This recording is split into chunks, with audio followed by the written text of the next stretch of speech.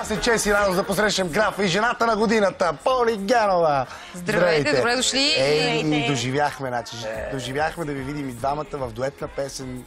Страхотна, красива. Как стана това нещо? Вие от години се познавате, от години сте да направите песен, все не се получава.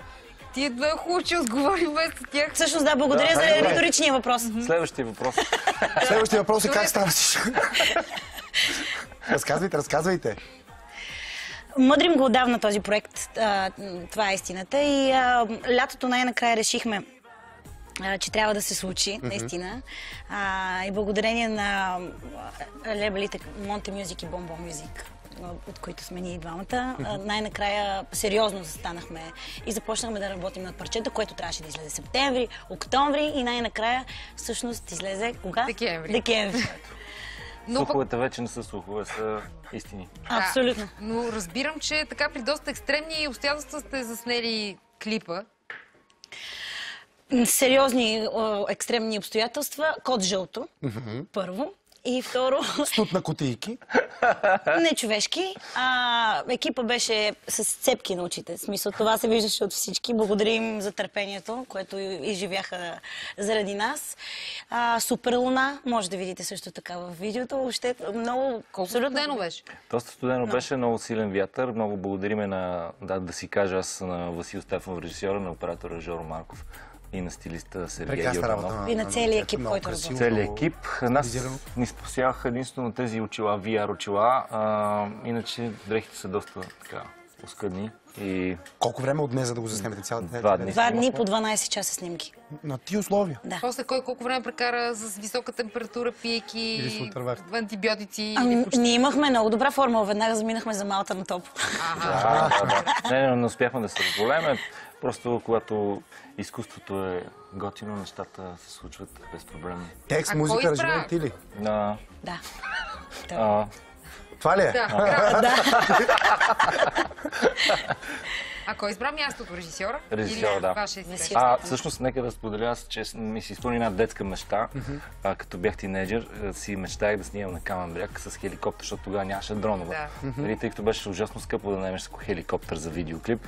И така и не можа да ми се изпълни тази мечта години наред, но ето, сега в това видео аз съм на върха на скалата. И аз, защото моята детска мечта беше да направя дует с графа. Извинявайте. Твоите първи спомени с графа. За графа. Далечната 93-та година, когато бяхме млади. Влади беше с дълга коса. Аз бях гост в предаването на баща му Хит -1, което честваше рожден ден една година. И аз пеех All that she wants is not a baby с пластмасов микрофон, а Влади беше в публиката. Аз бях много впечатлен. И го гледаше, с широко отворени очи. Той точно беше пуснал последния си хит, мисля, че Мандарини, ако не бъркам. Вече това време ми се губи. Това беше доста отдавна. 93-та преди 23 години. Да, точно 23. Да. Добре, после осъзнатите вече спомени как се запознахте като зряла момиче. Аз си спомням, че съм го виждала на много концерти, особено на концертите на Bon Bon годишните, които имахме големите. Спомням си едно негово участие с парчето Глава. Точно беше излязла. И той беше с чисто гола глава на един концерт наш в НДК. Такива, още хиляди, не знам, според мен са, не мога да ги изброя. Много срещи. Стотици. Винаги сме били много така позитивни един към друг и винаги ни било много забавно от години. Също така... Пял съм ти на вокали на първата Евровизия, на първата селекция. Да, много пъти сме срещали и извън, и на сцената. Но сега вече се срещаме доста по-често. Факт е. Всъщност не спираме да се срещаме. Съдбата по някакъв начин от последните ни месеци непрекъснато ни събира заедно. Да, взето общия клип Малта заедно покрай детската Евровизия. Точно така. Автор на парчето, с което Лидия завоюва 9-то място. Там как изкарахте? Много добре си изкарахме. Страхотно беше. Много добре. Много доволни и щастливи от това какво се случи, защото според мен парчето имаше много добър резултат. Тази година конкуренцията беше доста сериозна, защото ние вдигнахме нивото миналата година в България и това е абсолютно сериозно. Така че Влади, според мен, изпълни поредната задача. Ти, Влади, доволен ли си? Аз съм доволен, тъй като Лидия Ганева се справи наистина блестящо. Тя е една много талантлива малка певица, пред която стои страхотно бъдеще. И говорейки си сега за вас двамата и колко много време прекарвате заедно, вие те първо ще прекарвате много време заедно, защото ще ви гледаме така стол до стол в гласът на България. Но преди да поговорим малко повече за това, всъщност, приятели, можете ли да се наречете? Да. Обичаме да се забавляваме заедно. Работа си говорите и за нещата извън работа. Разбира се. Споделяте си. Да. Аз ходя с жена му на бокс. Тя иска да стигне до тебе по-бързо при жената. Колко си добра, това ново занимание. Има един кадър във видеото, може да видите моето круше. Дясно. Колко време ходиш на бокс? Не отдавна. Не съм толкова... Ако трябва да съм честна, заради графика, който имам, не мога да съм много редовна.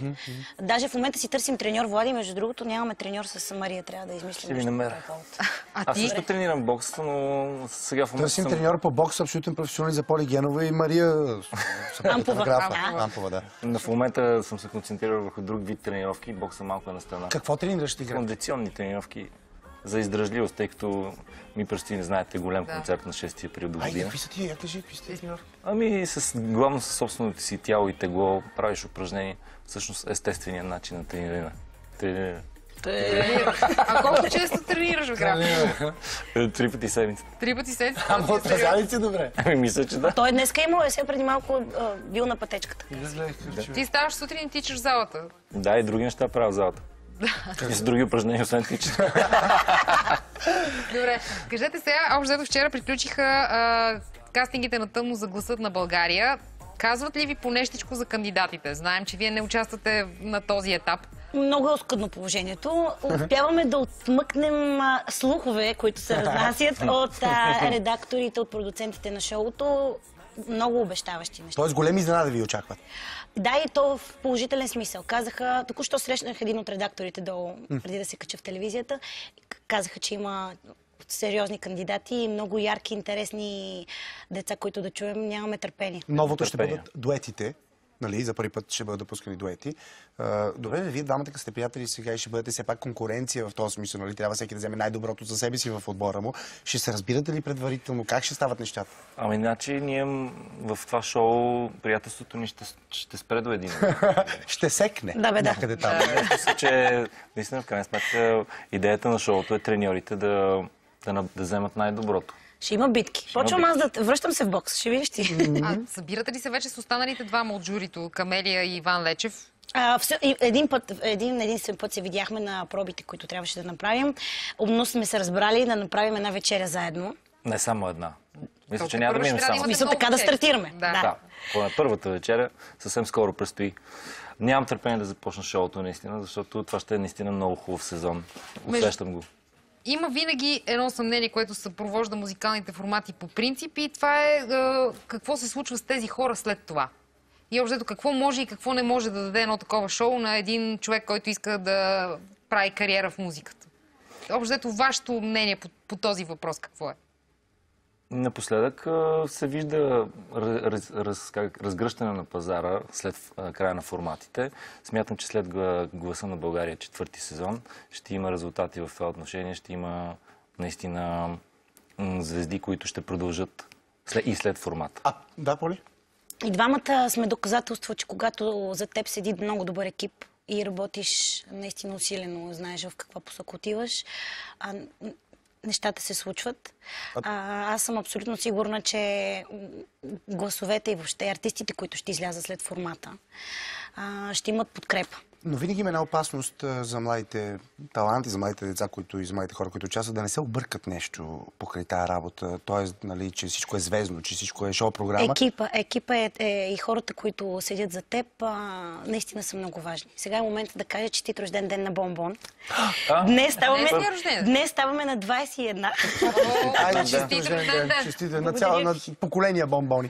Каня ви до вечера на концерта на трибют на Ед Ширан и на Сия в София Лайф Клуб от 8 часа с всички успели деца, които са от нашата школа, да чуете и да се празнуваме заедно. Вали, нали ще дойдеш между другото? Ние сме на снимки на едно друго ваше предаване и след това отиваме.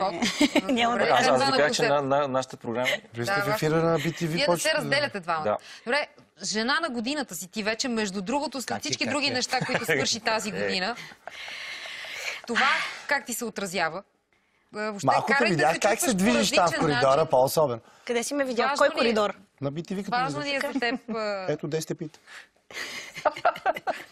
Вие сте уникални хора. Просто... Важна ли е за тебе тази награда? Нали това искаш да питаш момичето? Да, и значение тези неща. Статуетката, като си я сложиш на рафта в къщи, как ли да се чувстваш по по-различен начин? Не. Не ме кара да се чувствам по по-различен начин.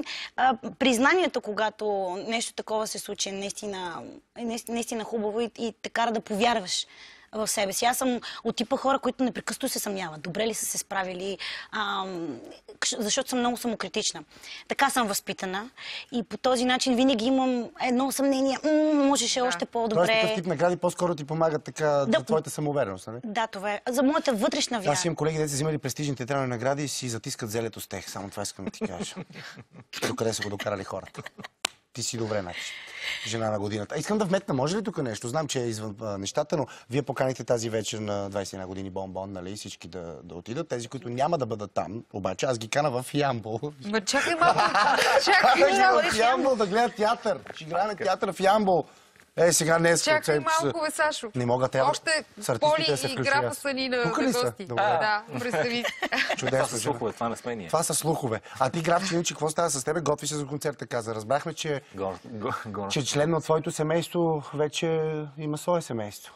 Така е. Моята сестра се Сестра ти се омъжила. Много съм щастлив за нея. Да. Беше на сватбата. Разбира се, аз съм и кум на всичко отгоре. Кумове? Аз съм и кум, да, с моята съпруга. И как се чувства, Сани? Ти не е малко кофти, че малката ти сестричка се омъжи? Не, напротив, тя се омъжи за прекрасен човек, така че той се казва Борис и им пожелавам най-голямото щастие на света. И тя наскоро е направила поредната си изложба, която още може да бъде видяна и доколкото разбирам, основна тема в нея отново са щраусите. Да, но по друг начин. Интересен е начинът, по който тя ги е рисувала тези картини, докато е била на остров Лесбос, разбирам. Разказвала ли ти е за преживяванията си там? Да, много неща ми е разказвала за преживяването си там. Нейната любовна история всъщност прерасна и в песен. Аз се вдъхнових от тяхната красива любов и направих песента "Километри", която е включена в последния ми албум. Моменти и поканих нея да запише бек-вокалите, а от бек-вокалите всъщност стана така нещо като дует. Много е красива песента. Това ми е любимата песен от албума ти. Той албума е страхотен момент. Аз си специално граф, си слушам в колата. Албумът наистина е великолепен. Аз ти нося и на тебе на копие, ще ви дам след малко. Ай, на нея нос. Така, всичко добро, благодаря ви за това участие. Слухове, най-новото парче на Граф и на Поли Генова, тяхната дуетна песен, която всъщност това е вашия дебют в... Това е нашия дует Полиграф, между другото. Дует Полиграф. Благодарим ви. Уважаеми зрители, останете с нас, защото след малко продължаваме с музика, с едни просто велики музиканти.